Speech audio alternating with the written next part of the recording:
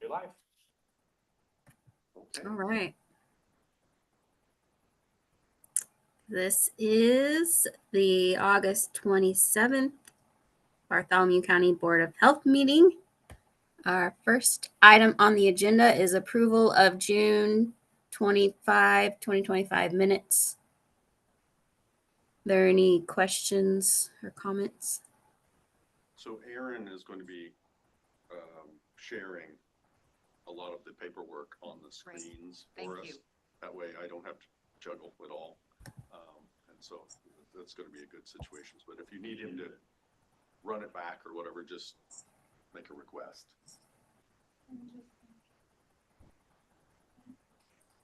Lynn's choice. Okay. Actually, I don't have any questions, and I'll make a motion to adopt those minutes. I second. All in favor, say aye. Aye. Aye. Opposed? Okay. Minutes are approved. Next is the acceptance of the 2025 second quarter report. Okay, so we can give you the brief overview of the second quarter report. Am I echoing or is okay on? Okay. So we will begin by presenting it to you, and then after that, any questions, and then we can get to the proposal to approve it if you feel so. As you remember, you approve the quarterlies, and then at the end, you just accept the annual. So that's the process. So as far as the financials, the biannual tax settlement came in the second quarter. That's $637,932, which then brought us up into the black. We were getting near that point where we're spending more than we have, and so now we're back at the end of the second quarter to $554,000. That is in the health fund, which is the line item tax for the county amount. So that means that the second half of the year we begin with $554,000, and then we get the second half of our tax increment at around the end of December. So that's how those information goes. The Health First Indiana Fund. So we did have a carryover from last year, which we started using a portion of, Amanda and I, for this upcoming budget period. So we were spending approximately out of our budget amount $120,000 each quarter, and we kept that up in the second quarter. We have increased spending on supplies, salaries, and since then, when we had a $2 million balance, so that has gone down significantly moving forward from the second quarter. That's for the Health First Indiana funds, which provided by the Indiana Department of Health for the 2025 budget period. The Health Maintenance and Trust, we have those were the legacy funds, which we have not been using, or at least not been accepting. We still have carryover in those.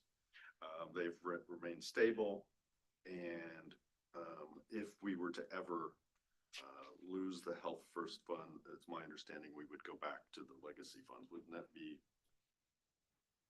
accurate, Amanda? We got line to post here.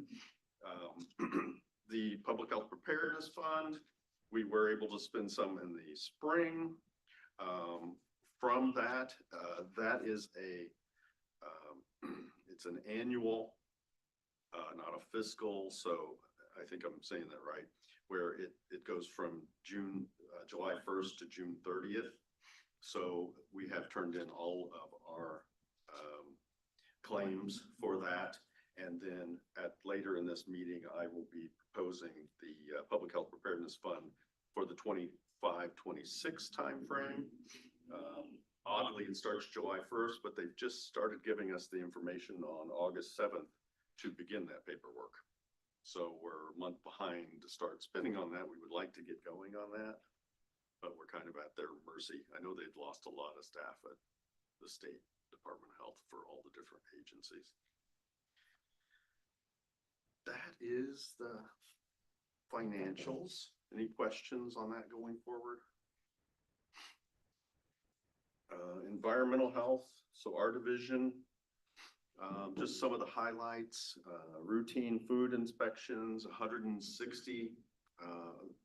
So we're somewhere around 50 a month, divided among the 5 employees. And so that's what they have to do to get it done, to get all the 450 or so that we have in the year. We have to divide it up.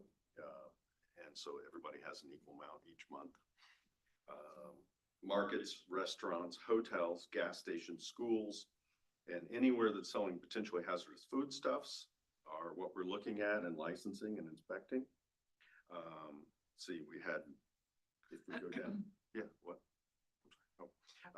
So special event inspections in April, May, and June. We had at least 100 temporary food booths at different events. So anything going on in the community, we go out and people will set up a tent, and we have to ensure they have the very minimums, standards for that day. Hot food's hot, cold food's cold, dishwashing, commissary to go back to, potable water supply, and somewhere to wash their hands. Going to community health. But we still keep track of our community contacts, which might take the form of gathering information for phone calls, helping people at the counter, helping people at the field. So we had 652 of those contacts, which is separate from all the other things we do. That might just be information or providing people with services. Lead samples.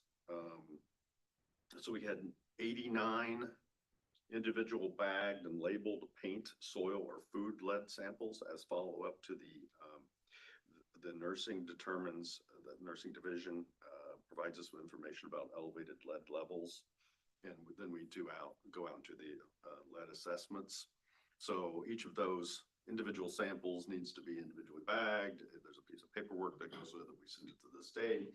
We get the results back and then report that into the state lead reporting network, which generates a report on that.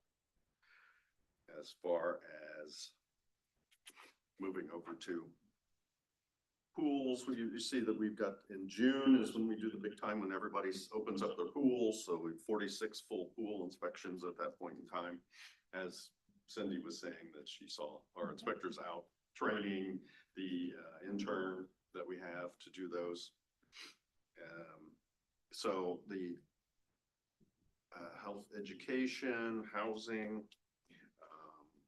those are pretty self-explanatory. It's as you see, as the year progresses from the colder months to the warmer months, we kind of slow our trainings where people are going away to trainings because we get into the outdoor activities of pools and as we noted, the temporary food booths and also the on-site wastewater. Housing, we follow any house that is condemned. We do a monthly inspection on it, make sure that the door hasn't been kicked in and the people aren't living in there in some sort of squalor. We do go by and look at those.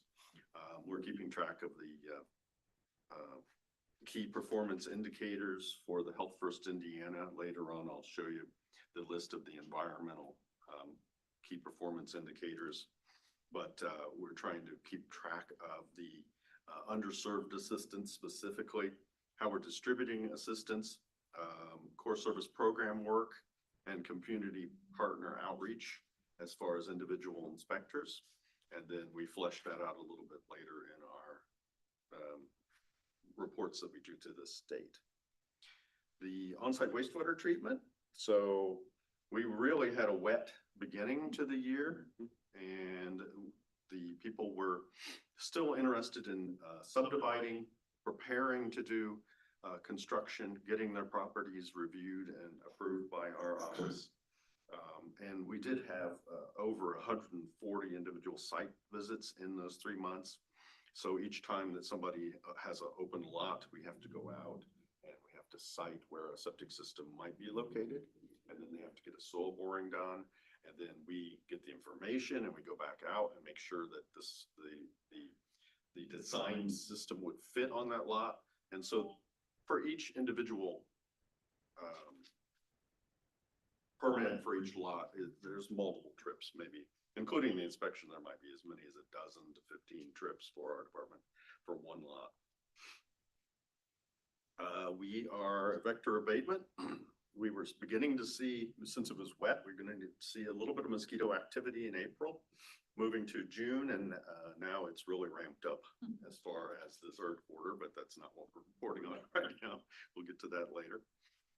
So we do go out and investigate sites, treat sites for the larvae in the water, and then we can see and start to think if we're going to be treating for the adult mosquitoes flying in the air with our fogger equipment. We had not done that as of June. Rodents, just a couple of sites investigated. Sometimes that's around a trash bin, something along those lines. Animal bites.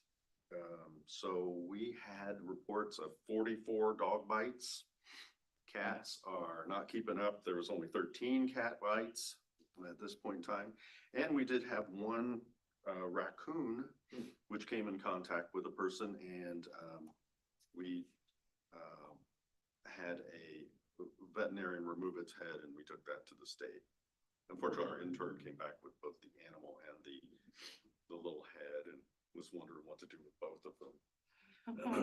So we got the Animal Care Services has a way of doing away with the carcasses, and then the head she put on ice and took up to the state for us. That was part of her training as an intern.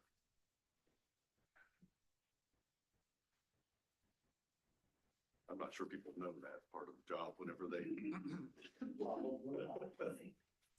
So in vital records, that's birth, death, paternity changes to birth records, etc. There were 270 births recorded, 230 deaths recorded, 4 suicides in this period.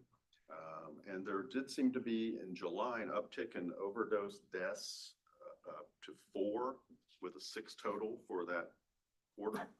A lot of the overdose deaths were based upon some sort of a fentanyl blend, but there's up to 4 or 5 different drugs that sometimes are found in people's systems, so they list those on the death report, and we report those to the state. As far as that leaves us to the nursing division. If Amanda's division has anything Sure. that you want to. So for vaccines for this quarter, you'll notice that we had more with the private or the publicly funded vaccine programs with the VFC and the 317 than we did private billing insurances, but that is partly because we were transitioning from having no insurance biller to figuring it out on our own.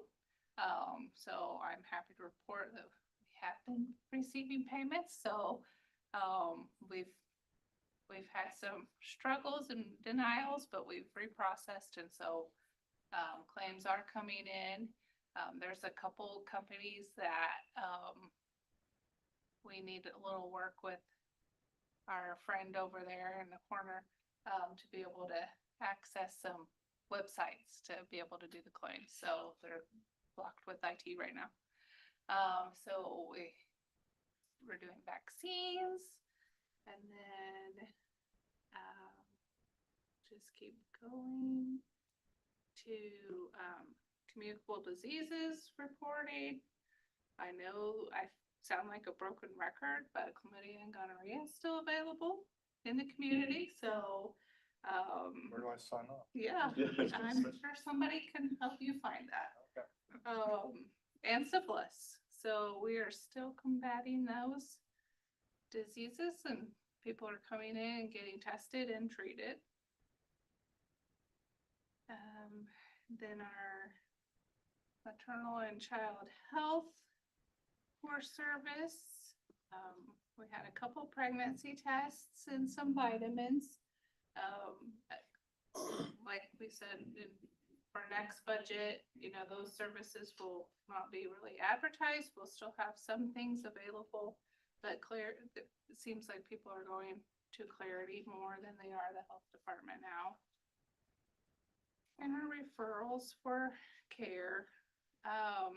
We did do, for chronic disease prevention and reduction, our Dining with Diabetes partnership, with Healthy Communities and Purdue Extension. So we did their A1C, then they took their class, and then I think they waited 2 months after their class, then we went and did their post.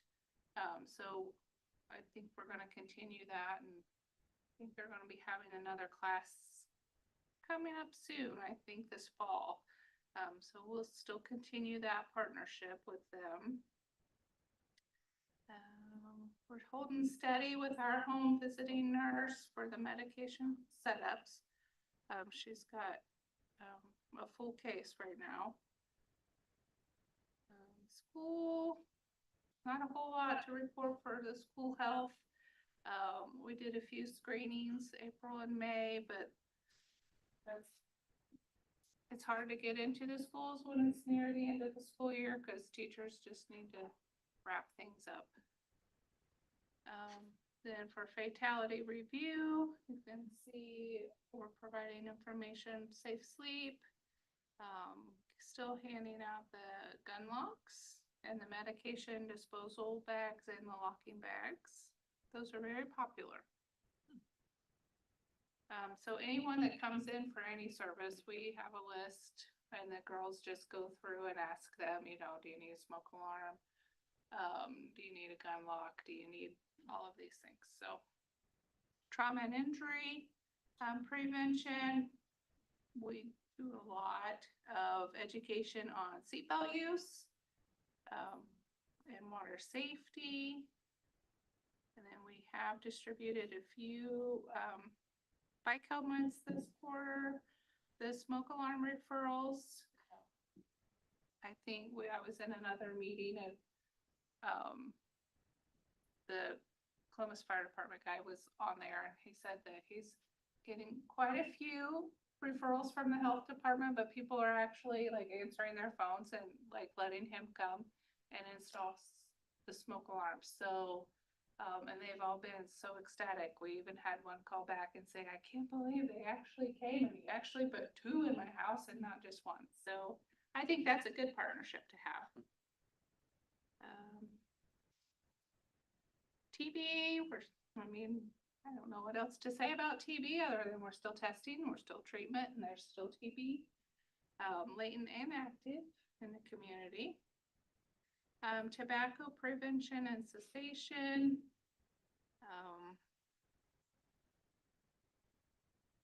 We're still giving out our kits. We're still referring to the quit line. It seems like a lot of people, the majority of people don't always answer for the quit line to get more NRT, but they're not calling us back about it. But we do get those notices from the quit line. And then access and linkage to care is just our screenings and our referrals that we do for food insecurity, primary care providers. As Link said, we do lead testing at the nursing division, and then those that are eligible, we send a report to environmental so they can go and do their home visit and risk assessment of the home. I already mentioned that about Tara's program. And then dental, we have finished up some kids that were in the children's dental program. So we paid for, they didn't have insurance and we paid for them to get out of pain. And that's the end of that. Do you have any questions? I know this is for April, May, and June. And I thought at the last meeting you'd said something about the tobacco prevention was going away. Was that done at the end of second quarter then? Yes, so that was July 1st. But we still have our partnership with Healthy Communities. so we are still gonna be able to provide the screening and see if they are interested in quitting and then still provide them with NRT. It's just not gonna be documented in Health First. Gotcha. And we can still do education in the schools, like about vaping and smoking and that kind of stuff, because that fits under the school umbrella. It's just the adults.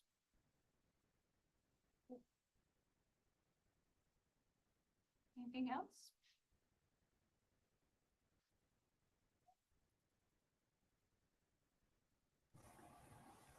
I think that's all we I have to do have a present. question, Amanda, and maybe you're gonna cover it under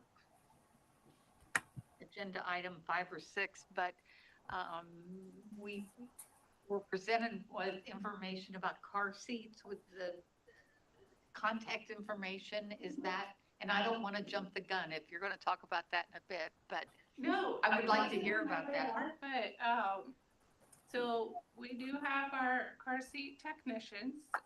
We have 4 at the health department. And so they check car seats, and then as they check and car seat placement to make sure it's safe, then they offer those to parents, and they've been taking them. So The kids to put the information on there. Okay. Uh-huh. I'm So glad to hear that. It's starting to circulate. And like I said before, all the first responders, I've, let them know so that they aren't shocked when they see one of those stickers. But yeah. Okay, thanks. Mhm.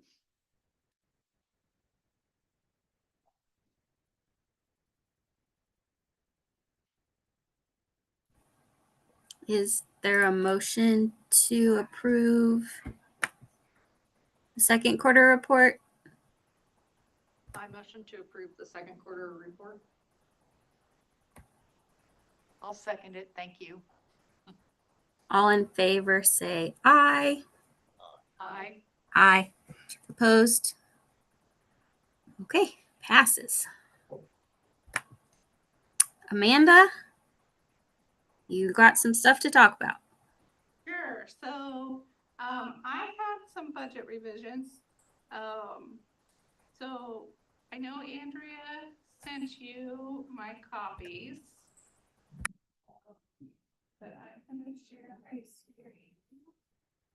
So after our last board meeting, then they sent out an email, the commissioners, saying to increase the group insurance rate. So that was my revision that was sent out, but then last week, we were told that the council is considering 3% increase for salaries. So I'd like to show you on the screen what that would look like for your blessing and approval for also with 3%. So for the 1159, the revision to the group insurance. Oh, I got the wrong one up. Hold on. Sorry. Here we go. So the revision from the group insurance, it was originally when you approved it was 343,520. With the increase, brought it to 357,280. And then I think that was essentially all. But then with the 3%, that is displayed here. So then my new total, I don't know how to scoot these people over here. Okay. So that changes for my 1159 total.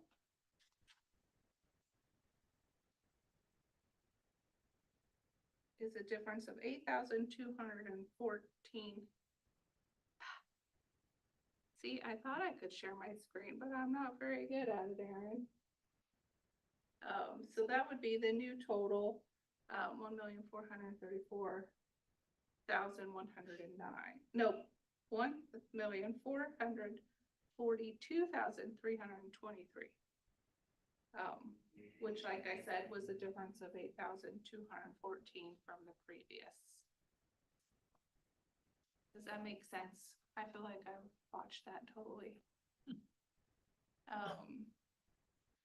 Can I jump in just a second? Yeah, Just for explanation, every time that you guys look at our budgets and then it goes in front of the council, they can make changes to it, which are independent of, sometimes it'll be like this time, they said, put 2% salary down. And then at the end, they basically verbally have said, well, no, we're gonna give 3% salary. So we have to change all of our figures like Amanda is doing. In the past, we have made those changes and not really come back to the board because it was mandated by the council. So that's something we probably want to make sure that how the board feels about where we should go with that process so that we're educating you as Amanda's doing, making those changes. On things that really we don't have much control over. So that might generate a discussion on that, but I didn't mean to interrupt you, but I just wanted to explain where we were coming from on that. I mean, to me, it seems like if they go from 2 to 3%, it's going to be inherent in the budgets that we get passed. But it will be slightly different by that 1% from the specific things you guys have seen earlier. Does that make sense? I think it makes sense as long as the council isn't turning around and telling you, well, you can't have that much money and you have to start cutting programs elsewhere in order to, like, if the council's going to approve you to have the budget with the increased salary without cutting other programs, or like the insurance going up, you can't control that if the insurance is charging more, but they're not gonna say, oh, but we're not giving you more money. As long as they're giving you more money. Well, I can't say that that always happens that way. I mean, that's where I think if we're doing like a big, but like having to cut a program or something in order to make up with council mandates, it'd be nice to know that you've done that. Well, I think that there'll be probably significant cuts in the way we're administering the Health First Indiana Fund just because of the amount Because they they've cut. cut. But I think the budgets are only going to reflect in that, not only the cuts that we were required to make, but then also any employees that are covered under that are going to get the 3% salary. And then we may have to take it out of supplies or those kind of things. So anyway, I just wanted to throw that in there. I'm sorry to interrupt, Amanda. Please continue. So that's what I had for 1159. And then, my 1161, the Health First budget, the amount didn't stay, is the same because that's all that I'm allocated.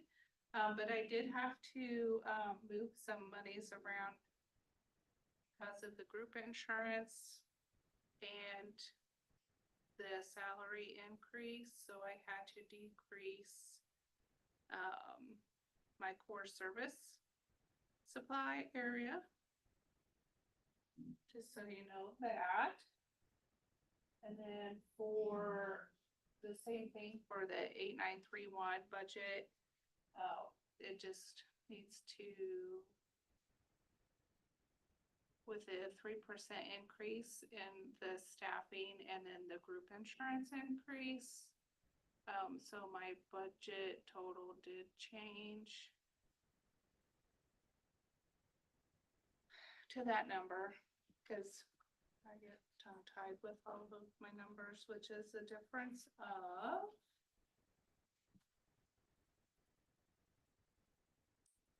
$1,031. And then for the carryover for Health First, of course, like Link said, we had the 3% increase, the same way as the 1206, the trust carryover that funds the part-time patient access. But I just like to dot my i's and cross my t's, so wanted to share it with you. So the carryover for my Health First is a difference of $559. And then the trust carryover for my part-time front office, that changed my budget by $322. So I hope that that is okay with you all. Any questions on that?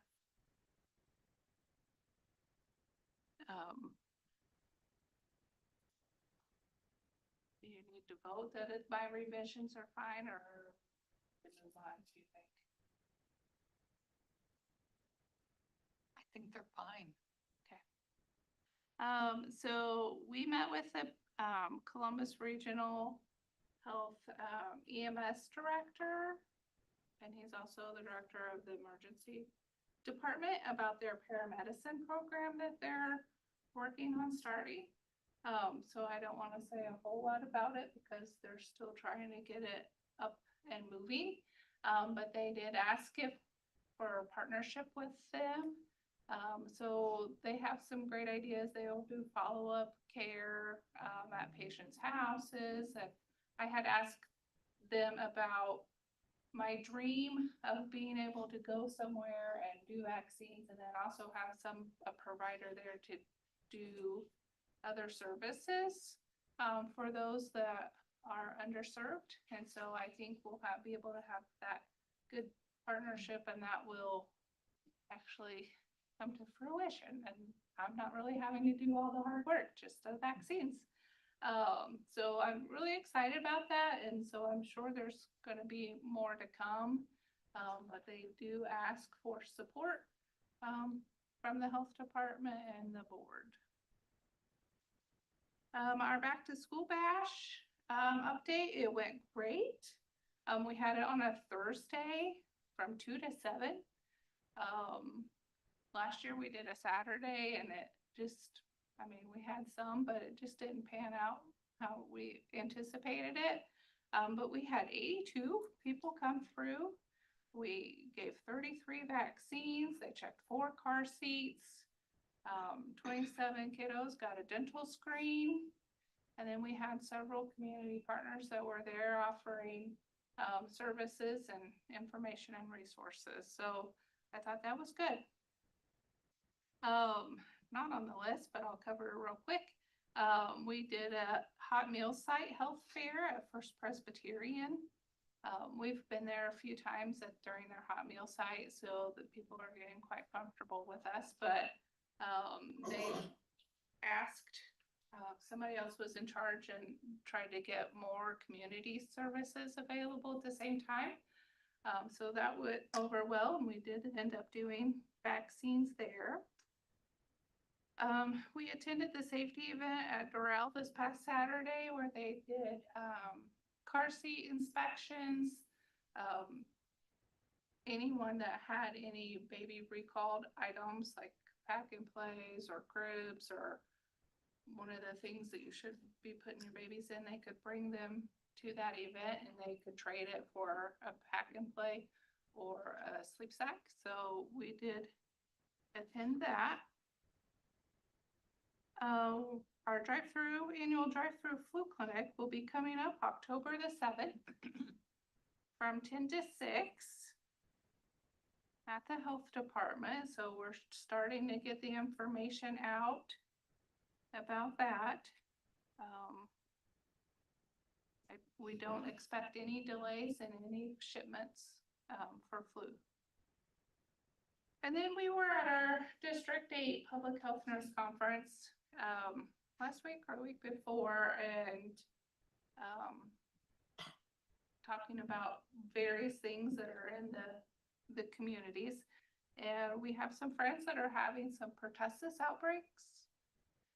So we decided we were going to have some Tdap clinics. So we're trying a little different way of going about it. So instead of just any vaccines, we want people to know we have other vaccines instead of the ones that we've been known for the last couple of years. So we're going to be having 2 clinics, September 25 and 30th. just we're focusing on Tdap. So if anybody hasn't had a tetanus in the last 10 years or hasn't had any in their adulthood, and it also protects for pertussis, the component. And then September 15th and 16th, we're still in a hepatitis A outbreak. Indiana, we have to have less than 20 cases in a year, and we're still at 200. The whole state. So we are going to have a hepatitis A clinic on those 2 days as well. So coming up, if you know anybody, send them our way. We are going to be going into the jail in September to do Hep A again. We've been there a few times already, so we're going to try again. And then the last thing I have is things come to me at weird times of the day, but with our home visit nurse program, most of them are isolated, don't really have a support system. And so it came to me one time that we should partner with the Mental Health Matters ambassadors who are trying to be out in the community more. So I connected with them and they are super excited because that's exactly what they've been wanting to do. And so we have one of them going with the nurse just for one visit. And if they hit it off, they can exchange information and then they can, continue that relationship aside from the health department. But, usually she's like their only social person that comes and sees them, and she sees them every 2 weeks. So we've had several that have gone and it's gone really well. And so we have next week, we have, I think, about 8 people being seen next week, just one time. They hit it off. If they don't, they at least know that there's somebody else out there that cares about them and has some resources for them. So That sounds like a good program. I think that probably our housing inspections, we might be able to incorporate them because there are a lot of people that, are living in not the best conditions and we're gonna go out to see them anyway. Yeah. So we'll have to maybe link up with the Mental Health Matters as well. Yeah. I That'd be can good. send you their info. Yeah, that'd be great. Yeah. So that's all I have. Does anybody have any questions? Okay. Thank you. Thank you. Link, Yes. Hi, Ashley. your turn. Aaron's gonna pull up here our public health preparedness budget for you guys.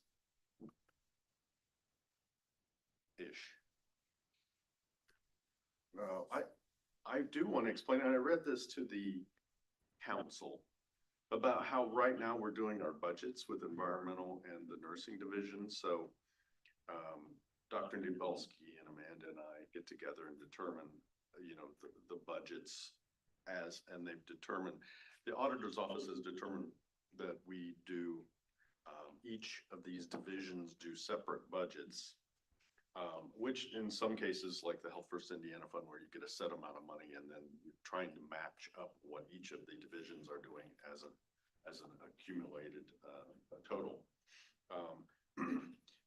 But the only chink in that armor is then when we put that back into the monetary spreadsheet, which they're using at the auditor's office called the LOW system, Amanda and I combine our budgets back together, and those numbers are totals where we had them separated before, which sometimes makes the interpretation of the information very difficult. And then after that, then Amanda will say, well, this is my portion, and I will say this is the environmental portion.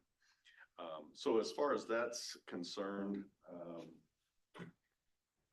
then if there are any specific categories reduced or increased by the council, then we need to go back and recalculate who what portion was taken out of each of our budgets and then arrive back out, pull the budgets apart again for claims and expenditures.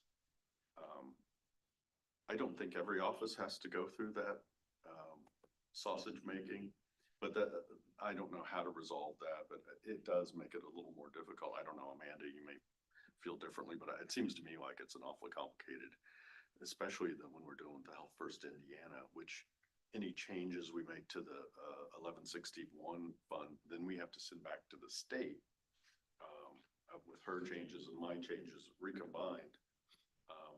I know it's kind of makes your head swim a bit, but it's making our head swim each budget period. And I just want to explain to you sometimes why she'll present her budgets, I'll present my budgets, but really it's the same budgets that the council's looking at. In our expenditures on the Health First Indiana, I just want to say that there was some question about monies left over. We just recently have worked with Scott and the commissioners to provide $44,000 of software payment for the Inspect-A-Go system. The Inspect-A-Go has kind of been off and on, but we still need the data management software, and Scott and I have discussed working on that for the core service, which was to get our on-site wastewater scanned in to be a searchable database. And then hopefully then we can work more on making it a field friendly inspection process where we have some sort of communication with the server. And then as part of the preparedness, I've set aside a little bit of money for the potential field tablets. But we've spent $25,000 for the mosquito fogger, which you'll see here later in my presentation. That's electric fogger, and our other one was more than 9 years old. It was a good opportunity to get that while we had the Health First Indiana supportive funds for our core services. $3,000 for new laser levels that we use for accuracy. What's going on?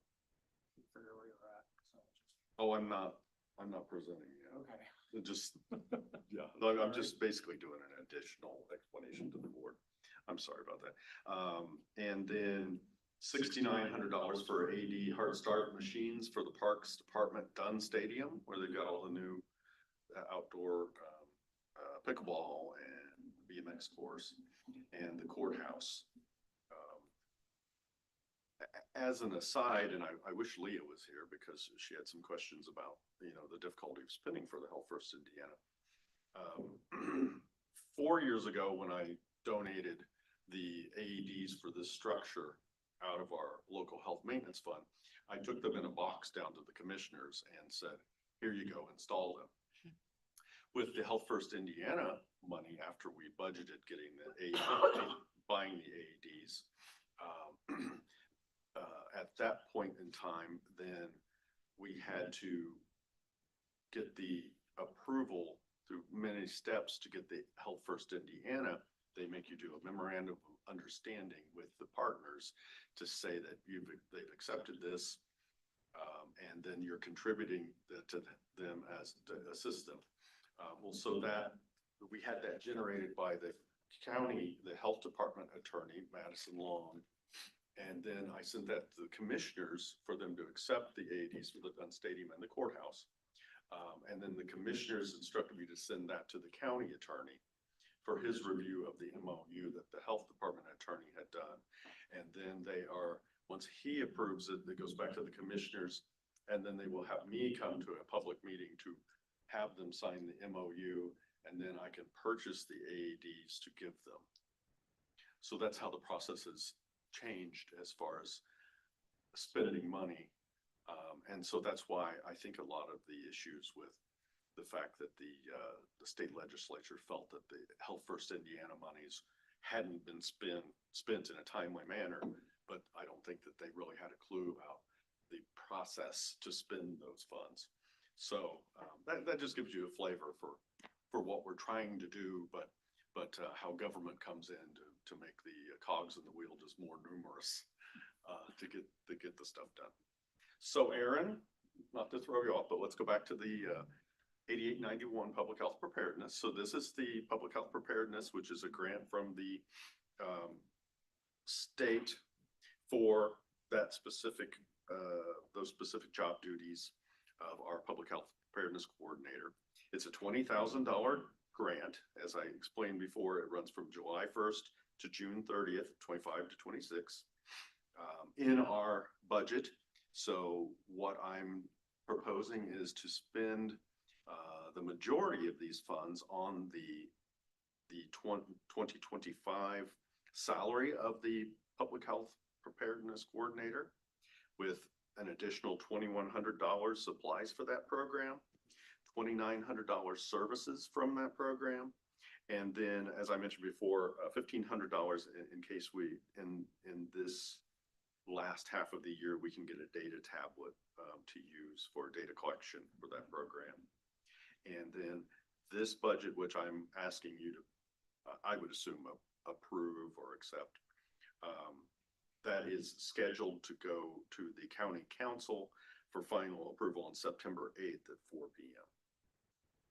So that would be my first presentation to you, this budget.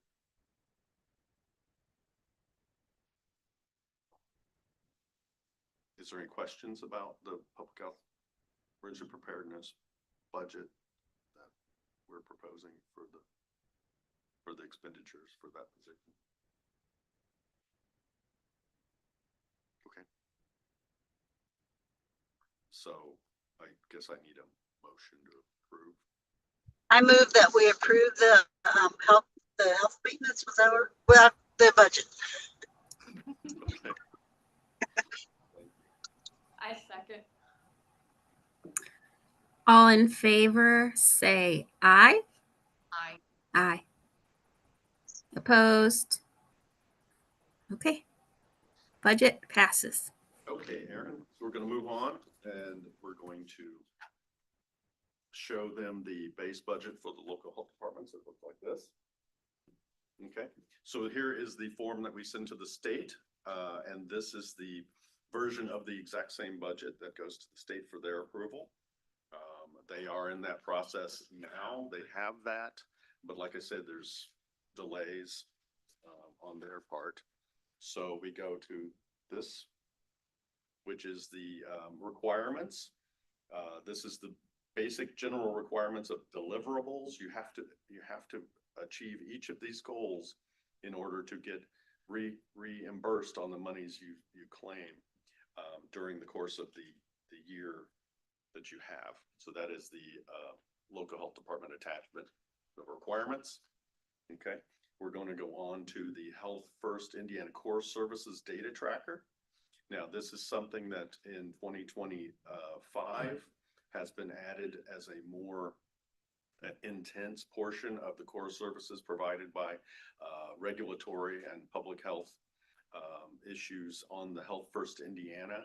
And you see that the things that they have added for us to gather information about are complaint investigations for property, nuisance, sewage, tattoo, piercing, eyelash extensions, indoor air, sewage and lodging inspections and permits, tattoo, eyelash extension pools and education inspections, private well water that we would gather and test, indoor air, properties using illegally manufactured controlled substances. We do have a list of those. We keep up on those, like meth lab houses, mosquito control, which is part of our vector control program, mosquito surveillance, education, our food protection program, complaint investigations, permit issuances and inspections in that program, education outreach and training in food protection, vital records, the number of birth certificates and death certificates of vital records services, genealogy when we help people with that, paternity changes, court order changes.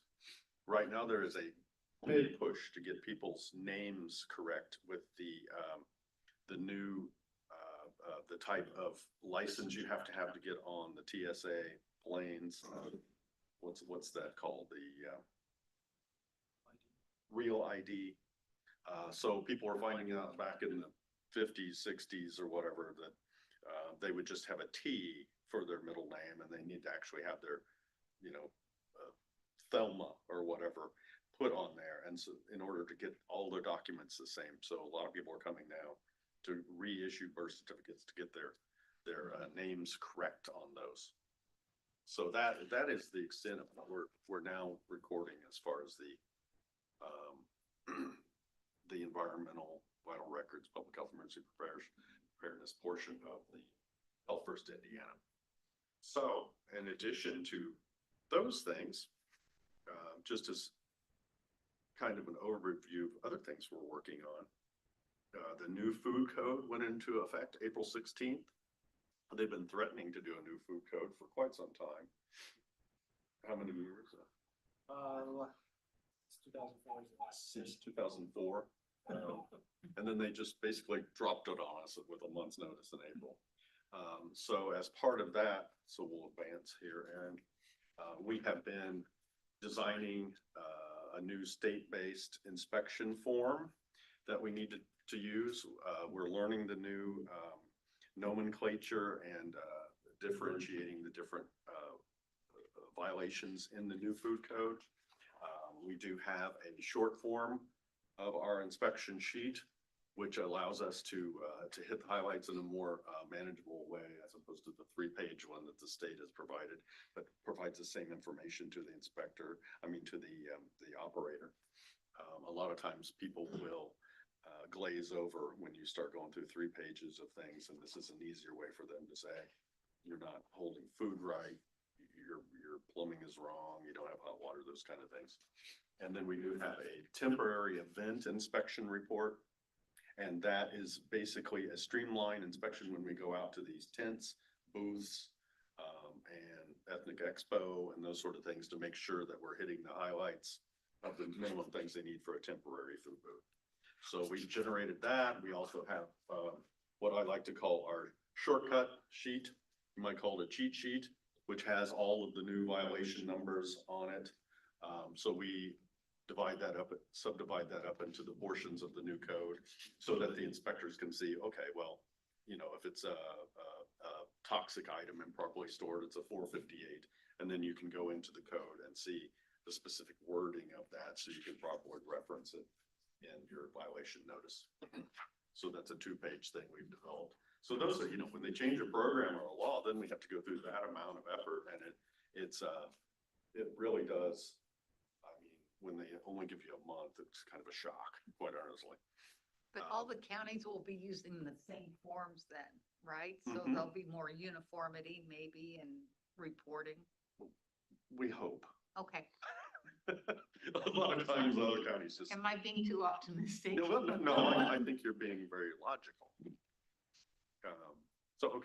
So we're moving forward to, we had mentioned I don't know if you can rotate that, Aaron, or.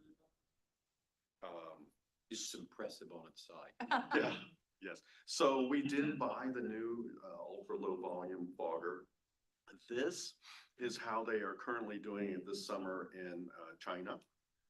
This is a thermal fogger, and we're not quite sure what the chemical they are using at this point. This is for chikungunya, which is like almost like bone break fever, extreme joint pain and fever, and that they're having a breakout of thousands of people in China on that, and it's mosquito borne. So I'm just showing you the public relations of treatment in that manner compared to how we got upside down, but how we are doing it here locally. There's our fogger on the back of our truck in action. And that's Aqua Anvil, which is a synthetic pyrethrin, which basically, in essence, is a distillate of chrysanthemums. And that is ultra low volume. So we have about 1 to 3 ounces, which are spun up for an acre. And very low volume, but it does go and get the flying adult mosquitoes, and that's what our goal is. So that gasoline operated one is what we've been using for years. And then we were able, with the Health First Indiana monies, to pick up the electric fogger, which has no combustion parts in it. The longevity of it should be better, and it's just as effective. There are LED lights in the top, which will illuminate the plume if you wish to advertise you're doing that, or people know why there's a truck with something coming out of it. We do have health department on the side of it, so we do have some people complain that they don't want that stuff sprayed in there. They don't, I think that they're thinking about going back to the Chinese person when they're the original type of things. Malathion mixed with diesel fuel is what they used back, you know, in maybe the 60s and 70s. We're so far away from that as far as the LD50 or lethalness for half the time that there is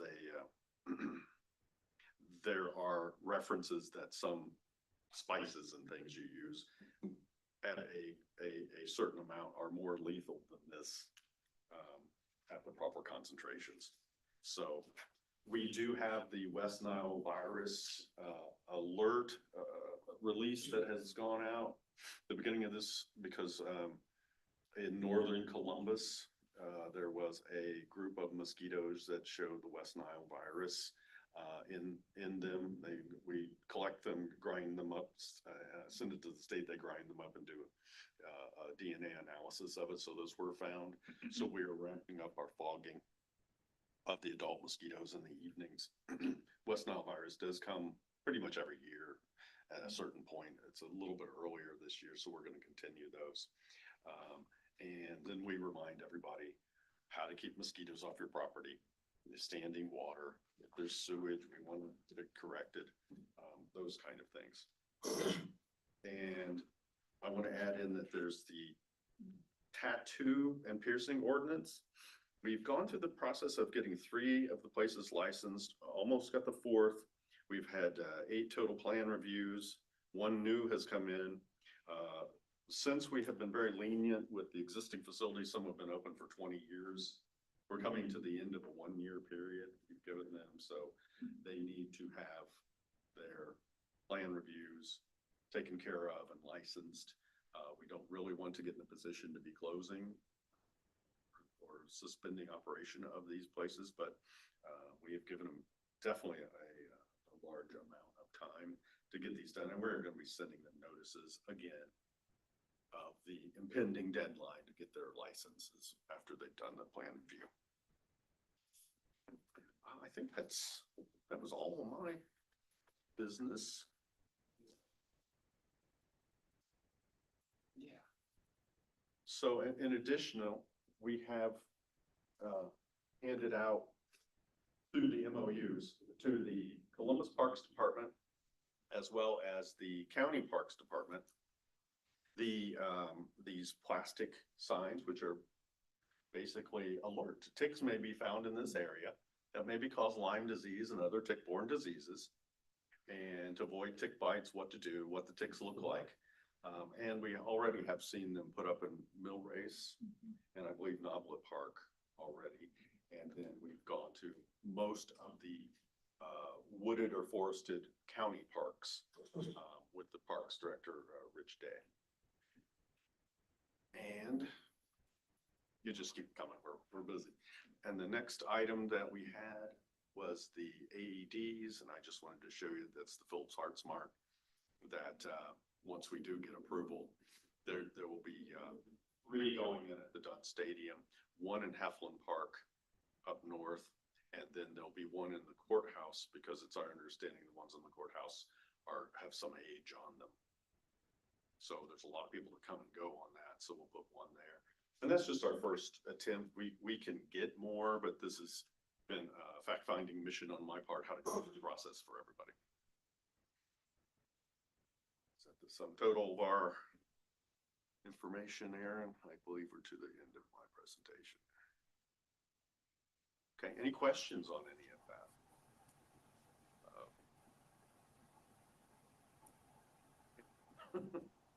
That's my information. Thank you. Is there any old business? No. New business?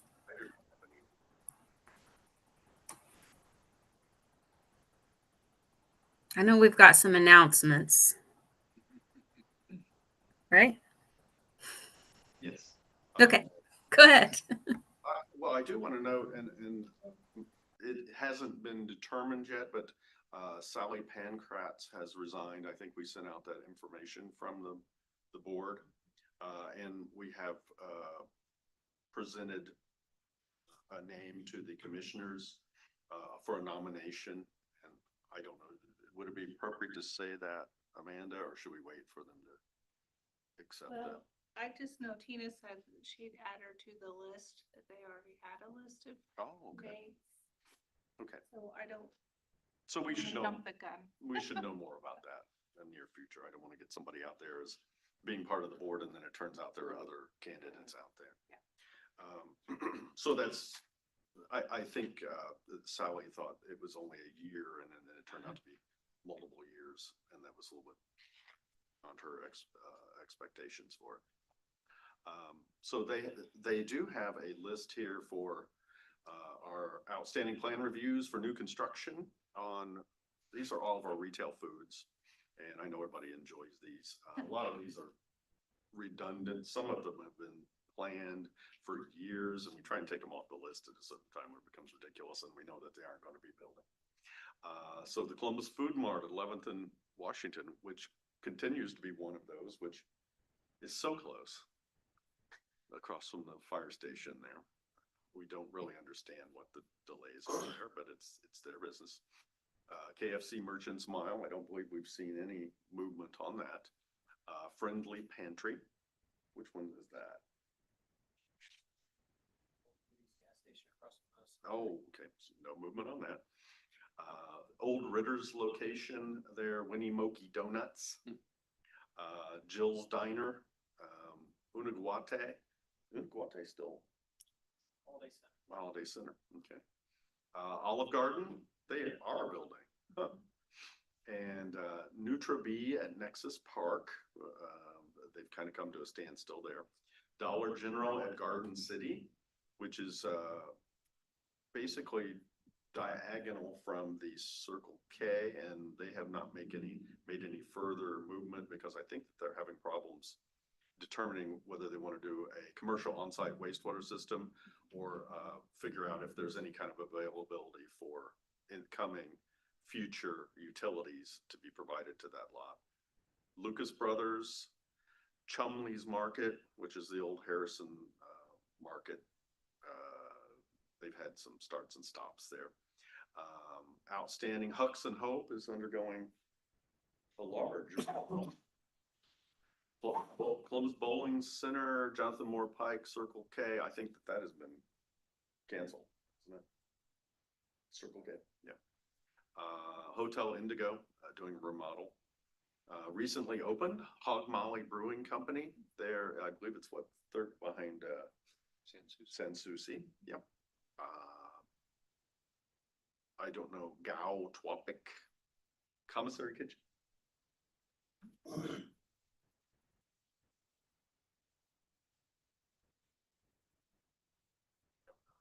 Okay, so these are recently opened. Sometimes the inspector will go out and it'll be we call it a piggyback license. So a place that's already opened will then have another person come and use it as a day kitchen. And then another person, and we inspect for each of those. So, you know, we just have to have a licensed kitchen and people can share them. So that works well for in a business sense. Jersey Mike's recently opened. Subway at the East Side Walmart just opened. And then recent closes Mi Casita, which I believe was there in the Holiday Center as well. Behind Donut Central, or Donuts and Coffee off of Okay, that's right, that's a house. That's a house. Besides Olive Garden, not a lot of, interesting thing to the populace in general. But that's what's going on as far as those are concerned. Of all this presentation, is anything of interest for either Amanda or myself or anything else? You know where to reach us. In a timely manner and work every day, so. If you have any further questions, we're always, and come visit our offices if you want to. I mean, see what we're doing, meet the staff, and you're always welcome to do that as well. And, if you know anybody that wants tick signs or anything, we've got the MOU already figured out. We can get a signature and get it to them.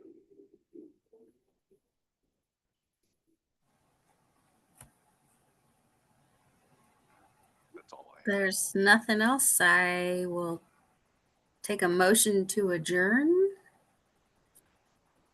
I move it. Second, is there a second? I'll second it. Thank you. I don't think we need to vote on that. I think we're just call it good.